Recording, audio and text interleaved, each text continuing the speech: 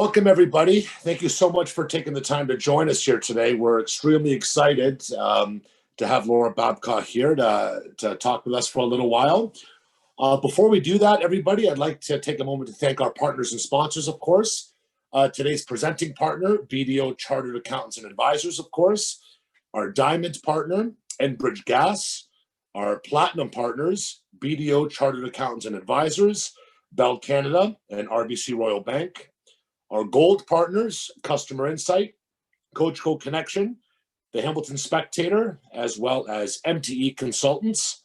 Our Silver partners, Reliance Home Comfort, Rogers Communications, and Web ROI. Lastly, our Bronze partners, Coast Wholesale Appliances, Course Lab Structures, Durward Jones Barkwell and Company, LLP, Federated Insurance, First Ontario Credit Union, and lastly, our dear T. Johns Consulting. Before we get started, I'd like to throw it over to Jennifer Lucier, who's a Senior Manager, Tax at BDO Canada, for a few words, please. Thanks, John Anthony. Good afternoon. Happy to be here. BDO is a longtime supporter of the WeHBA, and we're more than pleased to have the opportunity to headline all the WeHBA U40 events, and in particular this one, Building Your Brand for Success with Laura Babcock. I would also, yep, there she is. I would also like to take a moment to highlight that BDO is having our first virtual National Real Estate and Construction Conference on Thursday, November 12th. And we are now open for registration. So some of our regional speakers include the Bank of Canada, BMO, Cushman and Wakefield, among others. And some of the topics that you can choose from in the breakout sessions include the future of infrastructure, technology in real estate and construction. There's also a Construction Act update and other various interesting topics that I think a lot of you could find some interest in and benefit from. So hoping you all take a look and register. If you need more information, please feel free to reach out to me. I'm going to pass it back to John Anthony now. Thanks very much. Thank you, Jennifer. Everybody who's attending this webinar here, I hope you'll join me in attending that with Jennifer as well, because certainly going to be a lot of relevant information for everybody. Now, I'd like to have the distinct pleasure of welcoming Laura Babcock, who's of course our speaker today. Laura Babcock is the president of Power Group Communications, an award-winning public relations, training, and branding company that she co-founded in her 20s. In addition to building her own successful corporate brand, Laura has built her personal brand as a national television and radio political commentator, appearing regularly on CTV, Global, and News Talk 1010. She has won numerous awards for her community leadership in the YWCA, Women of Distinction. As a former executive director of the Oakville Chamber of Commerce, Laura has a passion for business and helping others succeed. Her company, Power Group, have helped many individuals and organizations build and maintain quality, compelling brands. We look forward to her insight on building our brands for success today. So everybody, on behalf of the WeHBA and the Under 40 Young Professionals Committee, I'm pleased to bring to everybody Laura Babcock. Thank you. Thank you so much, John Anthony. I really appreciate it. And for some reason, because we're in Zoomlandia and it's 2020, I'm only able to see John at the moment. So maybe I'll be able to see the rest of you soon on my gallery view. But I'm going to count on John to watch the chat, because what I would love for this to be is much more of a conversation than it is anything else. And so if there's any chats that come up, by all means, please let me know. Also, I wanted to say off the top that there's a lot involved in branding. We could talk about this for days, because it's everything from your personal branding to corporate branding to product branding. So what I want to focus on today are the areas where I have expertise that I think can help you the most. And so what we want to do is talk about personal branding and some corporate branding, and hopefully within that you'll find something of real value by the end of today. What we will do, just to keep it conversational, as I mentioned through the chat, is I'm going to ask you guys some questions, and I'm going to even put a game out there in a few minutes. And I'd love for you to put your answers in the chat, because I won't be able to see you wave your hands at this point. So let's get started. I'm going to give you 3 questions that I want you to think about. And these 3 questions are at the key to any branding exercise. It doesn't matter your personal brand or corporate brand. These are the 3 questions I want you to think about for a couple of minutes, and then we'll get to the game. First question, who are you? Sounds pretty easy, right? You can answer that question easily. You can answer it with your name. You can answer it demographically. You can say, well, I'm John Paul and I am a male and I am of this age demographic. I won't say what your age is. You can say geographically, I live where I live. And psychographically, that's where we really get down to it, is what motivates you? What is all that you are? And so whether you're talking about your personal brand or you're talking about a corporate brand, the hardest, I think, and very first question is, who am I? After you give that a little bit of thought, you need to think about what values do I have? And that might sound a little old-fashioned, but in branding, especially in COVID, there's a real emphasis on purpose-filled branding, purposeful branding. And I don't know if you've heard that a lot, but companies now are understanding that their customers, their audiences, everybody is in a really stressful time around the world. And if a company can demonstrate purpose in what it's doing, then that gives people more of a connection to the company and to their brand. And let's face it, all branding really is about a brand identity, about personality. So what is the purpose? What are the values? There's another really good reason to understand your values when you have a brand, whether it's your own brand or whether it's a brand for a corporate entity you're a part of or you're building. And that is, if I know my values, then I can set up what we call in public relations guardrails, which gives us the ability to stay within those values. And it sounds easy, supposing your values are honesty, integrity, transparency, whatever they are. It's easy to stay within your values when things are good. It's a lot harder to stay within your values when things are stressful. And a lot of the work that I get to do is as an analyst, when somebody messes up their brand, I get to go on national television and talk about what happened, why it happened, and how they can fix it. And oftentimes I find that companies have clear values or individuals who have clear values that have established those values. It's much easier for them to fix their reputation damage, get back to their audience, their customer, and get back into that good loyalty brand space. So having values is not only a good thing to underpin your brand, but it's also an excellent thing for brand management and reputation management. And the other thing that I find, I tell my kids this, I don't know if any of you have kids, but I tell my kids, if you know your values, then it's a lot easier to make tough decisions because you're not going to spend hours figuring out, what should I do about this? You say to yourself, well, these are my values. So governed by those, what is my only choice? Oftentimes it's only one choice if you value, for instance, honesty or whatever else. So knowing your values really helps you. So question number 1, who am I? Psychographically, especially. Number 2, what are my values? And this is the biggest thing for establishing a brand, personally or professionally, or even within a corporation. What value do I bring others?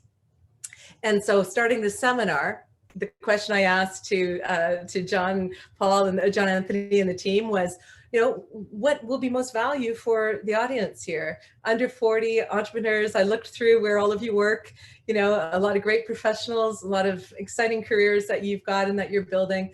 So what value can this give to you? And I hope the value is that you walk away with a really clear idea of the steps to set up, establish, build, maintain your brand on the highest level that I can give you today. So 3 questions: who am I? What do I value? And what value can I bring others? In the branding conversation, bringing that value, we call it the value proposition. It's a little technical to get to, but I'm going to take you guys through the 5 steps to get there. But first, I want you to just think about those 3 questions. Okay, do we think that we're ready, John Anthony, to play a little game? I believe we are, Laura. Okay, all right. So again, I can't see you, but I'm going to pretend this is like a TV show where I can't see my audience anyway, and I just look into a camera. So I'm going to give you guys the questions, okay? And let's see how good you are in your brand knowledge. And if you don't have it right, it's okay. I still want guesses. So number 1. And Laura, before we get started, excuse me, so we want these answers in the chat, correct? For everybody listening? Only because I can't see anybody wave their hand at the moment. So fair enough. So everybody feel free to populate your responses in the chat, please. One thing we've all learned, I think, John Anthony, in 2020 is that in this remote world, we just go with it, right? Whatever works. The new normal, as they say. That's right, that we're building it right now. Okay, so the first question, and you're allowed to play as well with John Anthony and Jennifer and anybody else. What do you think is the most powerful brand in the world right now, as of 2020? And I'm just going to give you a little bit of context around the challenge. It has to do with their financial stability. It has to do with the strength of their brand in terms of brand knowledge and familiarity, the loyalty that they have with their customers, their ability to, be known in the marketplace, and their corporate reputation. What do you think is the most powerful brand in the world? And it's a tough one off the top. All right, so I'm seeing Amazon and Apple, Coca-Cola. Good, keep going. I'll tell you when somebody gets it right. Google, you guys don't have it yet. This one's a really tough one. Donald Trump, that's interesting. I've been trying to stay away from politics in tonight's debate, which I'll be covering live. But you know what? I'll ask you a Donald Trump brand question at the end of this. Nike, Microsoft, I'll keep going. So we've got Google, Starbucks, Nike, Kleenex, still don't have it. Although I imagine Kleenex shares have jumped up in COVID. I know I've used more of them. Catholic Church, that's a good one. No, keep going. We still don't have it yet. Coke, no, but you're making me thirsty with all this Coke and Starbucks. Facebook, still don't have it. They don't even make the top 10 list in most successful brands because of all their brand damage, but keep going. Let me give you a hint. If you've ever stepped on one of these in your carpet after your kid's been playing with it, you know how painful it is. Hey, there we go. We got a winner. Jason, good job. Jason Laskis was the first up with the Lego, and I think that's before I gave the hint. So let's do a virtual round of applause for Jason. So how is it that Lego has such a successful brand? Well, you know what? Because to all those things, very financially stable. If you've ever purchased Lego, you understand why. They've got a good profit margin. But also, can you think of a Lego scandal? Can you think of a time where you thought that's not a brand that you want in your house? Lego has just got a great reputation, been there a long time, very powerful brand. Now let's move to an easier question. Question number 2, what is the most valuable brand in the world right now? Let's start the game. Oh, got it right off the top, John Anthony. Good job, Amazon. It has had a 32% increase in the last year, which is incredible. I can't imagine to see what it's going to be like after all the numbers come in from 2020. So why is Amazon the most valuable brand? John, because I know we can hear you, John Anthony. Why don't you tell us why you guessed that? For me, without being too cheeky here, I'm going to say it in 2 words: Jeff Bezos. Yeah, right. So why do you mean that? Because of his brand? What I think has put Amazon so far ahead, especially over the last little while, is the customer experience being fairly seamless. That's what I would say. Yes, absolutely. And remember when Amazon, when they first started selling books online, and many of us thought, and I'm dating myself here, thought, oh, please, why would I not go to a bookstore? Why am I going to buy a book online in the mail? It's ridiculous. It doesn't make any sense. And now look at the positioning for Jeff Bezos's brand right now and the jump. I was never an online shopper. Almost everything during lockdown that I have in my house now is purchased online. Not all Amazon, but the idea of online shopping is something that he not only created or really magnified, but also has made it, to your point, seamless. Amazon Prime, the idea of getting things immediately, that immediacy and convenience, huge. So right there with Jeff Bezos, the setting it up, being ready for the moment, and executing in a very difficult time. Can you imagine the demand that those Amazon centers had during the early days of COVID? So what you have with Amazon is the most valuable brand in the world right now. And Jeff Bezos himself, to John Anthony's point, is on track to be the world's first trillionaire. And that's another mind-blowing discussion to have about what that will look like for the world. But valuable because, as I mentioned, right, convenience and reliability. You order it, you get it, and there's an urgency there in terms of delivery that is really remarkable. So question number 3.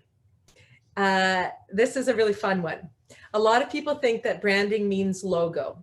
So what you can see over my shoulder is my company's logo, just a word-mark logo, nice and simple for a lot of reasons. We selected that 20 years ago. But logos are not a brand. They are simply an emblem that tells the story of the brand in an effective way. And so the best logos in the world are ones that we associate with brands. So this isn't about the most powerful or iconic brand right now. This question for everybody out there is, what is the most iconic logo, meaning the most recognized logos in the world? Anybody want to guess? Ooh, Nike, Nike. Okay, Nike is number 4, but it's up there. Nike swoosh, yeah, keep going. The fact that you even know the name of the logo, right? Yeah, so actually not Google, Apple, yes, Apple's right up there. There's 2 others that make the top of the list, and they both have to do with food or drink consumption. McDonald's, the golden arches, exactly. If you've ever traveled or lived around the world as I have, you see a McDonald's on the horizon in a strange town and you recognize what it means. So we've got Apple, we've got McDonald's, we've got Nike. Note on a global scale, not Tim Hortons, but also something that provides, you got it, Starbucks. Jason again. Jason, congratulations, you got the Starbucks on that. So to everybody who got those right, the most iconic logos in the world are Starbucks, that what do they call it? That siren, been there since the 70s. McDonald's golden arches, they are a universal symbol of fast food, and I would argue America. Apple. And how brilliant is Apple that every time we turn on our devices, we have to wait for that apple to light up, right? I mean, they're very clever. And Nike. And the fact that one of you identified the swoosh, maybe whoever said the swoosh, maybe you can tell me in the chat what the swoosh means. What does that swoosh tie to? What's their tagline for Nike? Well, what I always, I'll just say this out loud if that's okay, Laura. Yeah, go I for remember what kind of captivated me with Nike as a young man. It was the "Just Do It." Exactly. It was the "Just Do It," which was attached to that swoosh. Exactly. I remember writing a paper about it for marketing in university, right? Same. Yeah, awesome. Yeah. So that swoosh means really it's about momentum, right? So it goes with just do it. You can't look at that and not sense the power of a wave or the power of motion. It's a very, very successful icon for the brand. Okay, this one's really tough. So if anyone, Jason Lotkus, I'm not sure what company you're with, or you're in your marketing business, but we'll see if you can catch this tough one, or anybody else.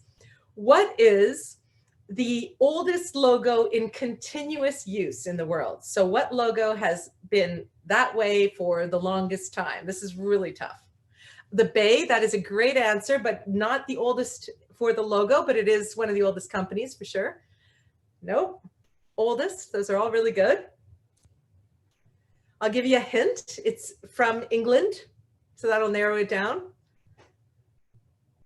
And it has to do with this. Here's a really big hint, although I don't think it's the right logo, but let me check. It is the right. Oh my, that was not a setup. I just happened to have the world's most iconic or the most enduring logo in history. Twinings tea, exactly. That is so funny that I had in my cup. That has been going since 1707 continuously. So think about that. Talk about brand endurance. Another very old continuous brand logo is the shell. From which company? Which company has the shell? Jason, I see someone says you're on fire on the chat. So, so he's cheating. I should say iPhone's off for this, right? Shell. So what is it's that Shell logo from the Shell company. And it actually came from when they would bring back their petrol from India, the ships that would bring it back would bring back seashells to sell. So Shell sold seashells on the seashore. So that Shell has become for that oil company. The last question, so get competitive and someone make sure Jason's not cheating on his phone. The very last question in the game here is, what is currently the top Canadian brand? What is the top Canadian brand? And I'm actually going to just let you know how that is assessed before you guys jump in and try to answer, okay? The top brands have to do with governance, citizenship, product services, workplace innovation, trust, admiration, respect, good feeling, overall knowledge of the brand. So it's a big list that goes into the top Canadian brand. So what is the top Canadian brand currently? It's not the Bay, unfortunately. No, somebody got it. Wait, who got Tim Hortons? Jason got Tim Hortons. Okay. Right now, it is the top Canadian brand, Tim Hortons. And so why do we think that is? Because they have had some brand issues over the last few years, but they still are on top. Why are they on top? Robert, Muller, you seem very upset about that. Why are they still on top in Canada, do you think? Anyone? Anyone? Bueller? Why is Tim Hortons still the top brand in Canada? How many people got the Bueller joke? I got you there. I'm having an issue typing. I was going to say they've monopolized kind of coffee. Right. You know what? Yeah. So people are saying customer loyalty.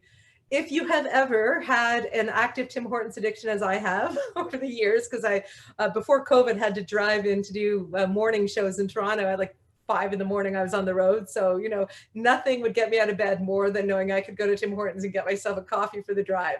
If you've ever waited in a Tim Hortons drive-through on a Saturday morning when everyone is going to hockey, those lineups can be forever. Or crews getting their food at 6 in the morning for the cruise, noon hour. So the fact that we line up for, like, it can be a half an hour sometimes for that, for what?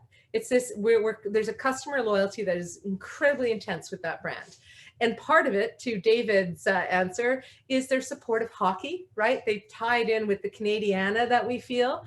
So you associate hockey, Tim Hortons, you know, all of those things that we have part of our Canadian brand with them. And it's very powerful. And they've got to maintain that if they want to stay on top of the list, right? In spite of some of the things that have been going on. Anyone for bonus marks, and the bonus marks is just bragging to yourselves on the chat, want to guess the next 2 top brands in Canada after Tim Hortons? I'll give you a hint. Maple Leafs. Yeah, you'd think so, but not across Canada. There's some people who just don't love the Leafs, believe it or not. I'm from Montreal originally. You know, the Hab fans aren't huge fans of the Maple Leaf brand. Roots McCain? No, you'd think McCain. They've been doing a lot of PR, but you're actually, I'm sorry, you got it. On the foods. Did you know they are the #1 producer of frozen potato products in the world? How delicious, right? And WestJet. And who wants to say why WestJet might be up there as opposed to maybe Air Canada? Why does WestJet have a brand that's powerful? Have you ever flown West? Yeah, customer experience. That's from Laura.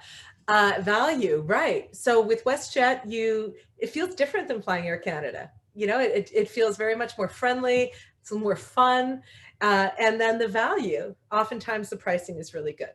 So from the point of this little game, and so I want to say Jason might have won the most, but I'm not tracking it. So you guys can do like a deep dive after forensically and see who gets the brag points. But that's the thing with the branding, right? Is that when a brand is good, people know it. And then when you ask that, next question about why, you guys were quick on the answers. Customer experience, value, you get it. And so these brands have been able to imprint in you a really clear sense of what their personality is, what they value. And in the case of the WestJet, the value they provide you, right? In the case of Tim Hortons, the value they provide Canadians on those freezing cold mornings when we're looking for a reason to get on the road. You're all going to beat up Jason? See, I love this group. I love talking to under 40. You guys are feisty. It's awesome. Okay. I'll try not to get too distracted by the funny in the chat. Okay, so we've established the 3 big questions. Who are you? What do you value? And what do others value from you? And then we've talked about the biggest brands, most valuable brands. There's a difference between value, iconography, long endurity, as well as power, right? They're all a little bit different. It's not all Amazon at the top of every single list. Now, it might be that in 100 years, Amazon will have the longest successful gratuitous icon. Who knows? But for right now, I'm just bringing up these different categories so you understand that branding is not a one-all-fits-all. There are different things that make brands successful. And depending on the marketplace and the positioning, that matters. So what I want to move into now with you guys is when I consider the 5 steps to building a brand. And this is something that I would talk to any of my clients when they first approach, whether it's an organizational client or whether or not it's an individual or a corporation. and they say, Laura, we want to do a rebranding or a brand refresh, or a startup, we want to do a brand new brand, I will go through these 5 things with them. And the first thing that I always want to talk to them about is positioning. Because if you don't know what's around you, if you're not aware of what else is happening, it's very difficult to build a brand, right? So who are you to the marketplace? Who else is out there? What are they doing? What are they talking about? What is their iconography? What is their essence? What's their brand personality? You know, a lot of people want to start a company or want to, you know, I hear from long established sometimes companies or law firms or whatever that I've worked with, and they're like, we want to be this in the market. And I'm like, well, who's already got that space? Or does anyone have that space? And if they don't have that space, is that a reasonable space for us to try to occupy? But first you have to think about your positioning. So positioning a brand, and by all means, if you've got questions, please pop up in the chat. I'm happy to see the chat the whole time and answer any questions as we go. But when you're looking at brand positioning, you have to say to yourself, okay, who's out there? What are they saying? What are they doing? What part of the market do they occupy? And this is especially important if you're doing, you know, product branding, which I don't do, that's not an expertise of mine, but you really want to understand the competition. So really it's a competitive analysis off the top. Who's there? What are they doing? And then it's a bit of a gaps analysis, right? Are there gaps in the marketplace? Is there an opportunity here? So it's beyond just your passion. You've also got to understand what the positioning is. And within that market, and I'm going to ask you guys another question here. I'm going to essentially quiz you the whole time. Next, so within that positioning, there is one company that has done extremely well, so well, in fact, that a lot of people don't like this company because they feel as though it's done too well. Maybe mom and pop shops have been moved out because of this company's dominance. And so what this company's brand positioning, meaning who they are in the market, is, you got it, from David, Walmart. So with Walmart, what is their brand positioning? Where do they see themselves in the market? What are they trying to offer consumers consistently that nobody else can? Value, exactly. Literally, what is their tagline? David, now that I've got you on the chat, what is your tagline? What is Walmart's tagline? Anyone? It's the lowest price is the law. Remember that? And they've updated it. They've got some other ones now, but the lowest price is the law was what really permeated with Walmart. And that is about value. The idea that they're always saying, if you just show up at our store, you don't have to worry about price. You don't have to worry about somebody else charging you more. We've got it, right? And when you go to the store, there was always those rollback prices things. So the idea is, are they a premium brand position in the market, or were they based on value? When you go into Walmart, you get all the beautiful sights and smells and lighting that you might get at a more boutique, niche kind of premium brand, or are you going to get more of the, you know what, here you go, here's the stuff, here's the cost, and it works like that, right? So you don't go into, exactly, it's not premium. You don't go into Walmart expecting that you're going to get what's called that you know, that customer experience, that where you feel a certain way and they take you through all these things. They don't seem to invest in that. They seem to invest in, do we have all the goods people want? Do we make this their one-stop shopping? And can we do that by guaranteeing the lowest price is the law? Okay, so that's a clear example of brand positioning. Now let's take it to the other extreme. Let's go with a car brand. What's an example of a premium brand position car brand?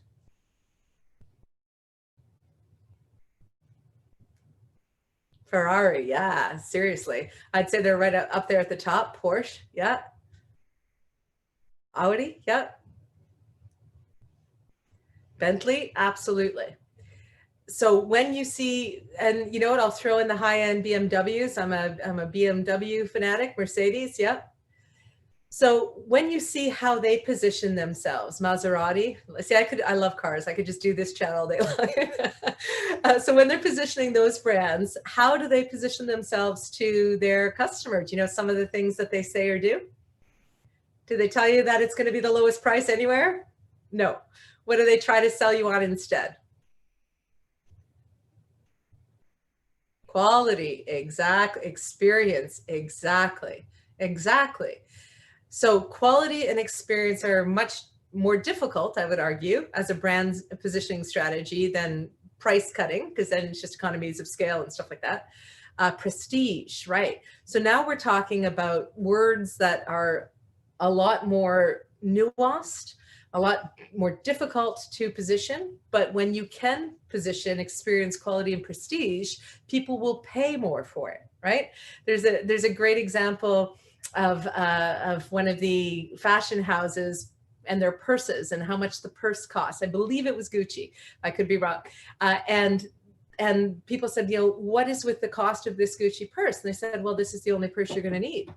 Right? Like it's not going to break on you. The clasps aren't going to break. The thing's not going to get too heavy with all the stuff in your purse. It's going to, you buy a Gucci, you're buying quality craftsmanship, quality materials, quality. The whole thing is quality. And so is there prestige with carrying a quality brand? Absolutely. Is the experience that it's not going to break on you? Sure. But they really emphasize the quality. So in order to get that price point, you have to be able to deliver the quality on it. So these brands are really good at that stuff. I'll give you another example of BMW. Does anyone here, if you own a BMW, I can't see your hand, but they don't say to me, hey, Laura, you should bring your car in for a wash and a brake job, right? They send me these fancy little brochures that tell me it's spa time for my car. And they try to connect with what they assume to be, and this is pre-COVID, I was a spa freak, right? So they figured out demographically, psychographically on me that I probably use the spa. And so I'm much more likely to spend extra money on my car maintenance in a spa context, an experience for my car, which sounds ridiculous, but that's how they get at it, right? They're just washing the car. The car's not going to a spa, but I see the word spa as an elevated prestige experience. So the positioning of these brands, step number one, the positioning. You have to know what's going on in the market. You can't just kind of jump out the door and expect you're going to nail it. And you also have to understand, how are you positioned in that? You know, are you a Walmart? Are you a premium brand? What is the story you're going to tell, the brand story, to convince people of that? And what is the associated price point that is going to go with that? Because if you aren't a premium brand and you charge a premium price, this is a question to all of you. It's an obvious, but what happens? What happens when you're not a premium position, but you are charging a premium price point?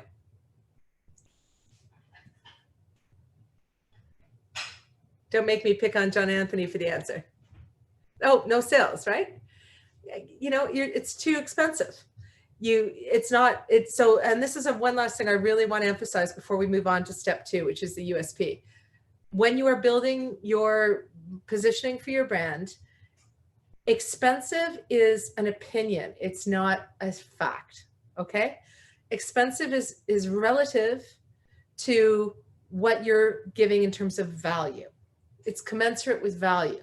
So I could pay $20 for I'm overpricing it, but I could say $10 for a hamburger at the Chic Shack in Quebec City, right near the Chateau Frontenac, which comes on this tray with, it's so deliciously gooey and amazing that it actually has a piece of like brown paper on the tray when they serve it to get all that ooziness, right?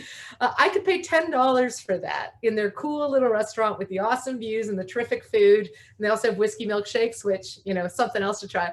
But I could pay for that and not for 1 second think it was expensive. I could buy a hamburger for $1 at a drive-through, and if that hamburger doesn't taste good, think I paid too much. Do you see what I'm saying? So the cost of something, the sense of expensiveness, is 100% related to the value perceived by the consumer.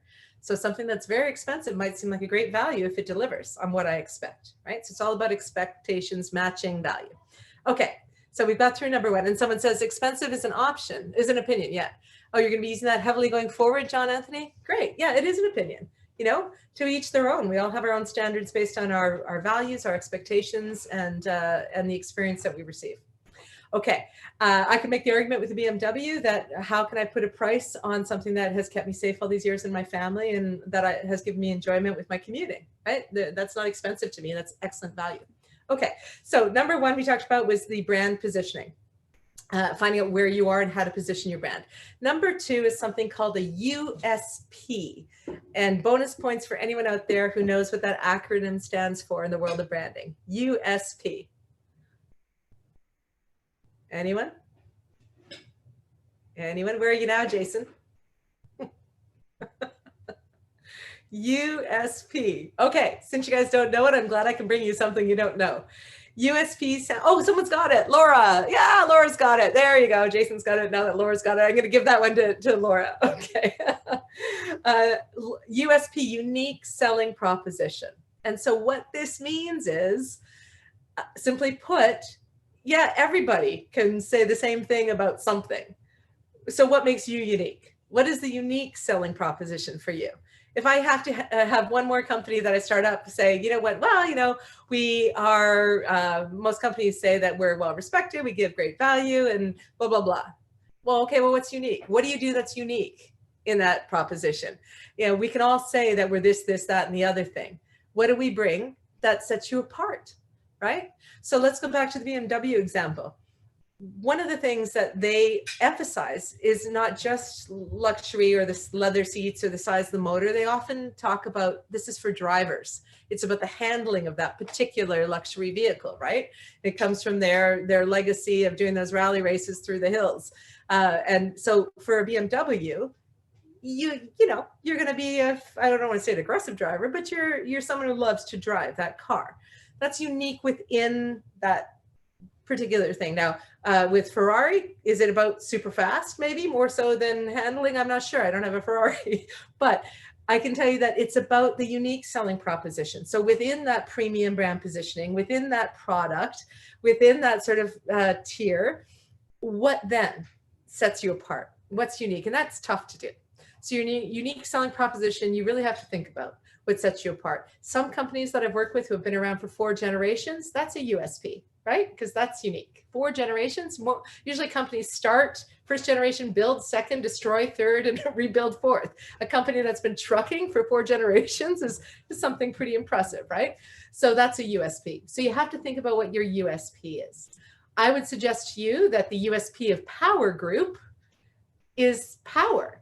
I had a client this morning, when they saw a rewrite that I did for a presentation they're doing, I selected 4 words to frame the whole thing. And they said, wow, those are power words. And I'm like, yeah, look at the poster, right? My USP, a lot of people can do public relations and marketing. What I do is a powerful delivery, powerful execution, powerful results. It's about power and the power of voice, which is important to me in other ways. That's my USP. Okay, so USP, you really got to, once you know who you are, you really got to figure out why that matters uniquely. Okay, and you can find it if you really work on it. The next thing you have to look at, so number 1 is brand positioning. Number 2 is the USP, unique selling proposition. Okay, and number 3 that you really want to think about, and this is where I find a lot of companies kind of fall away, is that they say, okay, I know who I am and I know how to brag about it. I'm powerful. But then they forget the value proposition, the VP. And the value proposition is pretty clear. It's, okay, now that I know my uniqueness in the market positioning, what is the value that I provide to people? What is the proposed value? In other words, essentially, what's the sales pitch? The hook might be my USP, but the actual sales pitch is going to be the value that I provide, because at the end of the day, everything is about value. So if I'm going to look at the value proposition, I want to say, what do they need? Right? And that's where market research is so key. So who can tell me another little quiz for you? Because now I feel like I kind of got a thing going between Jason and Laura, and there's a competition stirring here. Getting ready for the big debate tonight, right? Let's go mano a woman out here. What is, in terms of value proposition, the proposed value to people?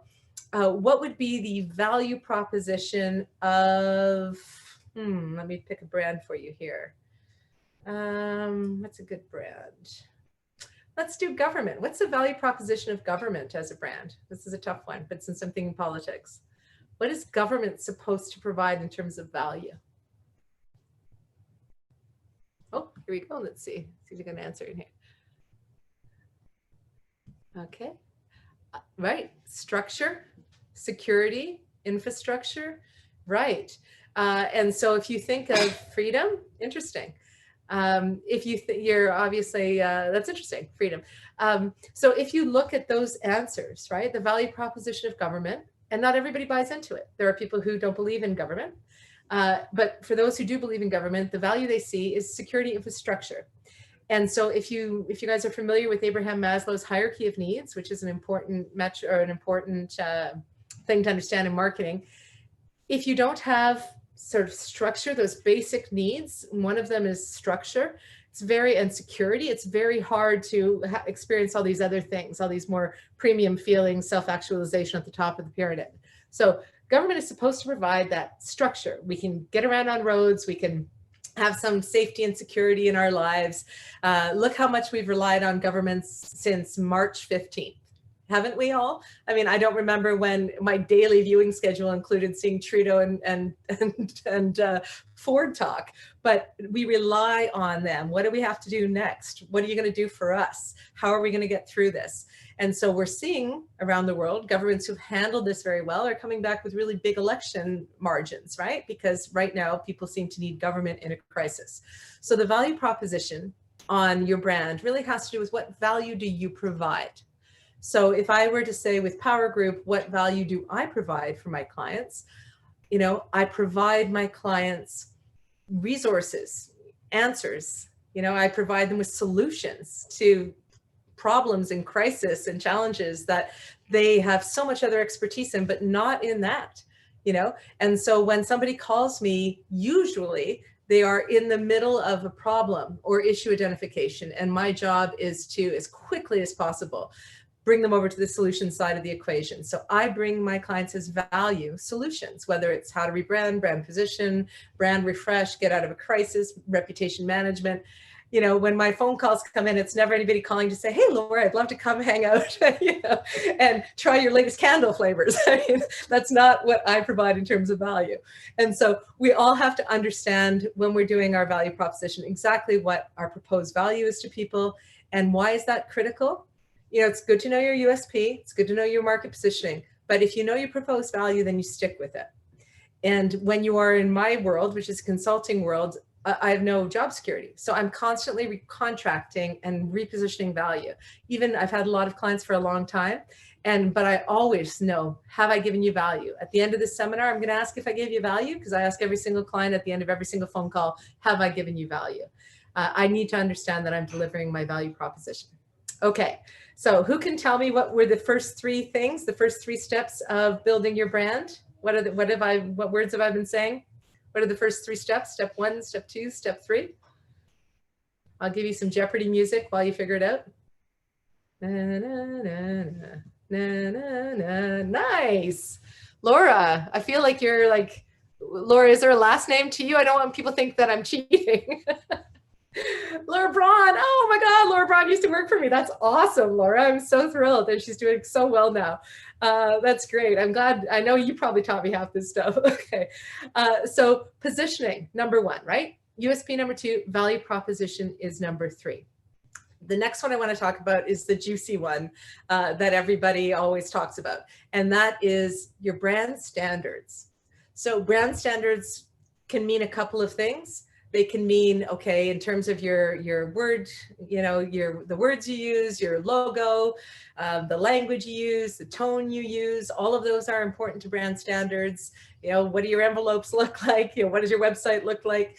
But also brand standards to me are bigger than that. They have to do with what are your values, right? So brand standards are to me a company that knows not only what font to use, you know, and all that technical stuff, but also what they value and how they make decisions and what their governance is and what their response to crisis is.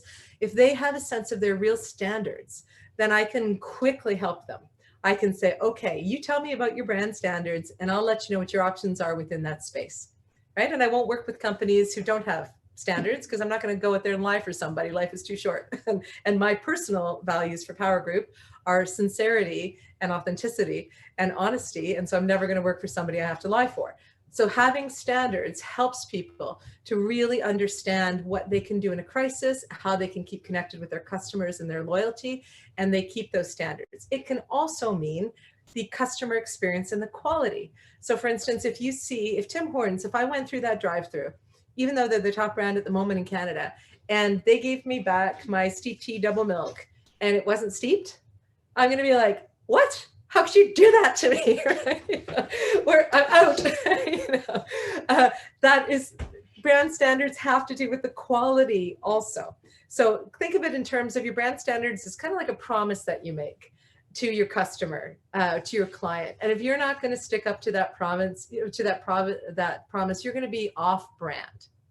So can somebody give me an example of any company or organization in the last few years that has been off brand? Something that they've done where they've either said the wrong thing, shown the wrong thing, wrong logo. Who's been off brand? Anybody? SNC Lavalin. Awesome, David. Yes, yes, indeed. In fact, I was talking about them yesterday on the radio, talking about how we almost came to an election vote yesterday in Parliament, that I didn't feel that if another election was called, that the Trudeau government would be punished for the WE scandal, because people already punished them for SNC Lavalin. It's kind of baked in their brand cake now. But that, oh, the Republican Party. Yes, John Anthony. Okay, just for fun, weigh in for 1 second why you say that. Say that again, Laura. I missed Why that. do you say the Republican Party's off brand? I think given the kind of the front and center nature of social issues and racial issues, a lot of what the Republican Party has kind of strapped themselves onto is it's not a good look for them, put it that way. So I'll expand on this just briefly because I could talk about this all day, and I probably will after this call.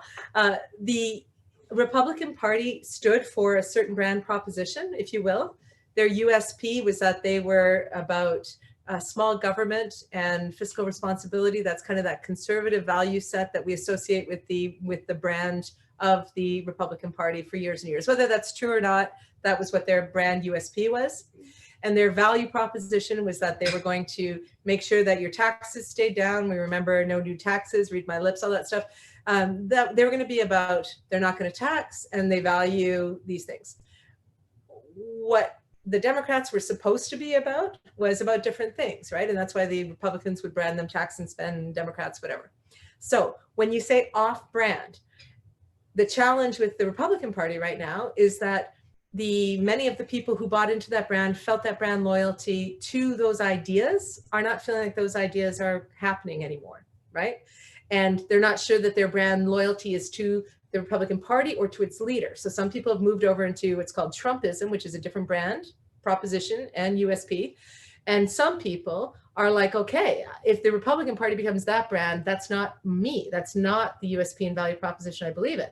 So there's actually something called the Bannon Law. If they can pull 3% of those Republicans over to the Democrats in 11 days, then Trump will lose. And there's a group this is how bad they're off brand, to your point, John Paul. A group has started called the Lincoln Project of Republicans who are breaking from the existing brand, trying to essentially destroy Trump, get rid of Trumpism, and give the election to the Democrats, their longtime rival, just because they think that that's a better way to restore the Republican brand. Right? So fascinating, great suggestion. Okay, unhappy customers, low perceived value. That's right, when you're off brand, that's what happens. I'll give you a quick local example. The TTC had a customer a couple of days ago, I think it was last week, say that they tried to get on one of the buses or streetcar, I think it was, and it was packed and there was no social distancing, and the driver in that case didn't have a mask on. And so when they put it out publicly, the response on Twitter from the company, from the TTC, was, well, you know what, wait for the next bus. It's not realistic that with all these people on this capacity that we can guarantee that kind of social distancing. Here's the problem with that.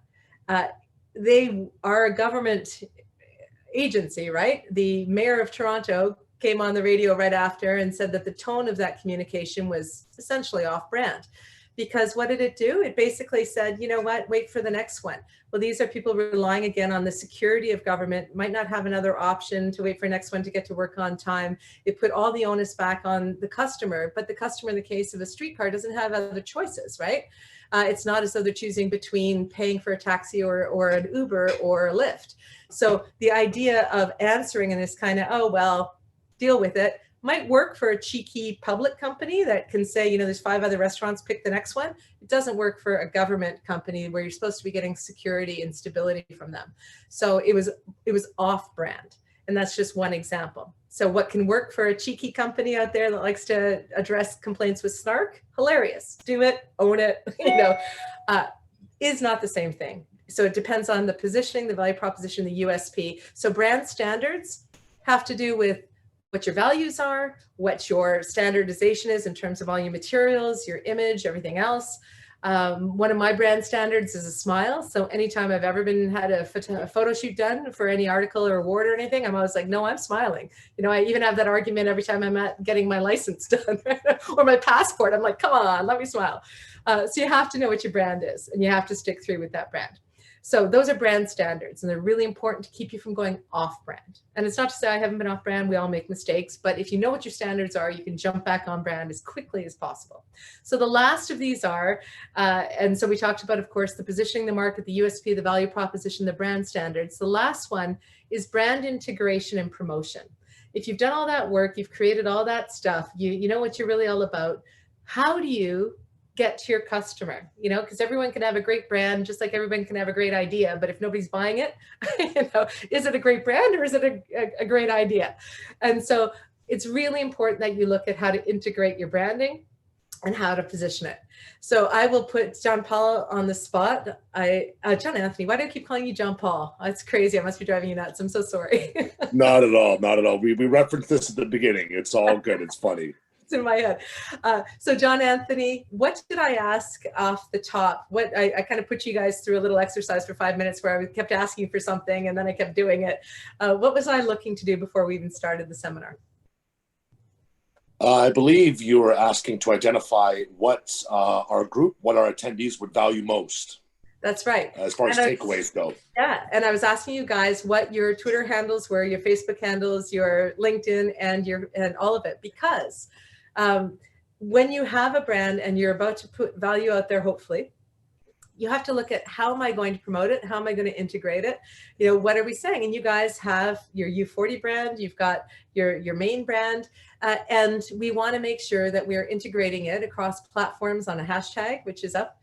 But we also just want to make sure that, like I always do with everything my clients do, once we've established the branding and all these components, okay, how are we going to have an integrated brand here? So how's it going to be everywhere we do and everything that we do, from our internal communications to our customers, to our staff training, to our externals, and to our social media platforms? How are we going to make sure that it's integrated across all of those things so that we can promote it? Too oftentimes I'll see with a brand, it looks like a dog's breakfast. Right? They've got pieces from the 70s, pieces from the 80s. Their team over here knows one thing, their team out west says another thing. I even had one company that was doing they had done a big promotion, big sales. They had billboards up in Toronto, super expensive. And then when a call came through on the campaign, the person at their front desk said, oh no, I think you're thinking of another company. And the owners were like, ah, and they came to me at a seminar years ago and they said, Laura, what happened? And I said, well, your brand wasn't integrated. You hadn't done the communication cascade of coming up with the campaign, coming up with it and all the tactics and everything, and then communicating it, and then training your team on how to speak to it and how to leverage it and how to amplify it. So if you are going to get into building a brand and successfully running a brand, it's essential that you integrate it across everything. It's all going to look the same. I shouldn't be looking at different ads from a company and not knowing what company that is. If you're into the ad game, most of the time we can identify something before we even hear who it's from, if it's a really well-branded product, right? We understand their tone, everything about it. So brand integration is about making sure that everything, your marketing materials right through to your posts, to your public, everything, your internal is integrated together. And that gives you the ability to promote it. Okay, so that's a lot. So for all the marbles here, what are the 5 steps to building your brand? And Laura, you can't answer again. Somebody other than Laura. Jason, this is your chance to make a comeback now that we know that Laura's a bit of a ringer because she worked with me. But I love that you're here, Laura. What are they? 5 things, 5 steps to build your brand, guys.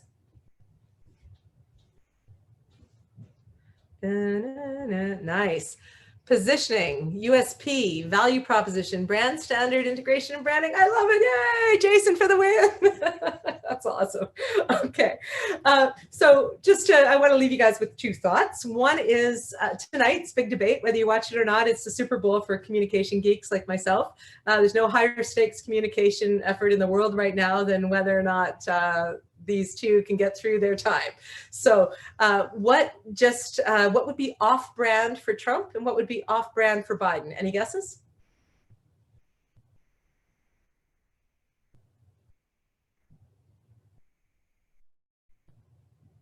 I'll give you a hint. If Trump's brand is to be strong, it would be off-brand for him to appear weak and meek, which is why he'll probably ignore the mute button rule and just yell anyway. Whether you like it or not, his brand is, strength and power, and that's what he's going to do. And what would be off-brand for Biden is if Biden gets aggressive, petty, right? Because Biden's brand right now is he's the nice Joe, and he's going to get us through calmly through this chaotic time. And if he starts to act all aggressive and chaotic, then people are going to go, hey, that guy's not in control. So Trump's got to come across strong. Biden's got to come across in control. If either one of them is off brand, then they will be considered a loser tomorrow. And the very last quote I want to leave you with is something that got me, I think, my whole ethos around branding. And that is when I was a child in the night. Did anyone see, just tell me on the post, did anyone see that Stephen Colbert clip with Dolly Parton last night? It went viral where he started to cry live on the air with her. And he had a COVID moment. Did anybody see that? Check it out. It's really sweet. She sang a song from her childhood and Colbert started crying and he said, like many people, I'm super stressed out right now. And he goes, she tripped his wire. He said it was great. But when I was a kid, I remember my parents had a Dolly Parton album. I think inside the sleeve of it, dating like this is 70s, there was an image of her and the quote that said, if you don't toot your own horn, nobody's going to know you're coming. And so I'll say that again. If you don't toot your own horn, nobody's going to know you're coming. When people tell you to be humble, meek, quiet, not proud of your brand, nonsense. If you are a personal entrepreneur, your brand is you are your brand all the time and be proud of that. If you work for a company and you understand their brand standards and their brand ethos, be proud of that. There's nothing in marketing and branding that is about being shy. If you don't toot your own horn, in the words of Dolly Parton, nobody's going to know you're coming. I hope that I've been able to provide you guys value. Have I provided you value on this? Have you learned something about how to build a successful brand? I'm going to watch here closely. Laura, this is where I'm going to slip you a $10 bill. Yes, okay. Thank you. Right. Thank you guys so much. I don't want to take any more time. I want you guys to end on time. So thank you very much. And John Anthony, I appreciate you moderating this. Oh, absolutely, Laura. It was our pleasure. On behalf of all of our attendees, the WHBA and our Under 40 committee, thank you so much for what was a sensational hour. I think I'm comfortable speaking for everybody that there's quite a lot to take from that we can apply to our companies, our jobs, whatever sector of the market we occupy. So for that, we sincerely thank you, Laura. Everybody who came to join us, all of our attendees, thank you so much for spending the time with us. I do want to let you guys know one thing before we part ways here.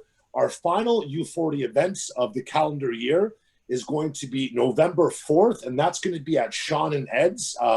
If anybody that joined us last year for our brewery tour, it was a brewery in Dundas. We are limited to 40 spots due to COVID restrictions, of course. So I expect them to fill up pretty fast. So I do ask you if there's interest to register as soon as you can on the WHBA website. That'll be from 5 to 9 o'clock. We will have our own space. It is a bit of a masquerade kind of social to kind of lean into the mask requirements surrounding COVID. So we hope to see you guys there. Thank you so much for coming, everybody, again. Laura, one more time, thank you for a sensational hour. It was our absolute pleasure to have you, and we're very grateful, of course. Oh, thank you. You were awesome. You made it fun. Thanks, everybody, for playing. Take care. Thank you so much for coming, everybody.